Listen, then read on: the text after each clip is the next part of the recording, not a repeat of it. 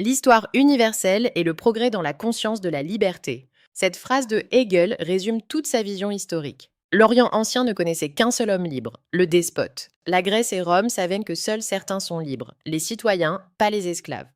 Enfin, le monde moderne a pris conscience que tous les hommes sont libres par nature. Cette progression n'est pas un hasard. Chaque civilisation apporte sa pierre à l'édifice de la liberté humaine. Les échecs au cours de ce long processus sont nécessaires. S'il n'y avait pas eu d'esclavage antique, il n'y aurait pas eu de révolte des esclaves. S'il n'y avait pas eu de féodalité, il n'y aurait pas eu de révolution bourgeoise. Hegel appelle cela la ruse de la raison. Les hommes imaginent qu'ils agissent pour leurs intérêts personnels, mais ils accomplissent, sans le savoir, un dessein plus vaste. Ce dessein, c'est celui de l'esprit, une idée centrale chez Hegel pour qui l'esprit est une sorte de conscience universelle qui s'éveille petit à petit par des actes. Si vous n'avez pas vu la vidéo à ce sujet, j'explique ce que c'est que les concepts de l'esprit et de la raison pour Hegel. Je vous invite à la regarder. Bref, donc la ruse de la raison, c'est de faire avancer les choses sans qu'on s'en rende compte. Par exemple, Napoléon voulait conquérir l'Europe, mais en fait, il a répandu les idées de la Révolution française. Mais la liberté n'est pas faire n'importe quoi. C'est comprendre la nécessité et agir en connaissance de cause. Un oiseau n'est pas libre comme l'air, contrairement à ce que dit le proverbe. L'oiseau, il a besoin de l'air pour voler. S'il n'y a pas d'air, pouf, il se casse la figure, ou plutôt le bec. Par conséquent, nous avons besoin de lois pour être vraiment libres.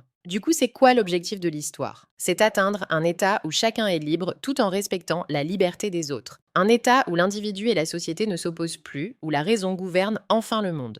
Hegel pensait voir ce moment arriver avec l'État prussien de son époque. Alors, on va pas se mentir, on peut dire qu'il se trompait sur ce point. Hegel est mort en 1831 et depuis il y a eu pas mal de guerres et de conflits, donc on ne peut pas dire que la raison ait gouverné le monde. Et ça ne paraît pas près de s'améliorer. Mais son idée reste puissante. L'histoire a un sens, elle va vers plus de conscience et de liberté. Alors à quoi ça sert de penser tout ça? Comprendre que l'histoire progresse vers plus de liberté nous aide à voir que nos luttes actuelles, pour l'égalité, la justice, les droits, ne sont pas vaines, mais participent à un mouvement historique plus large.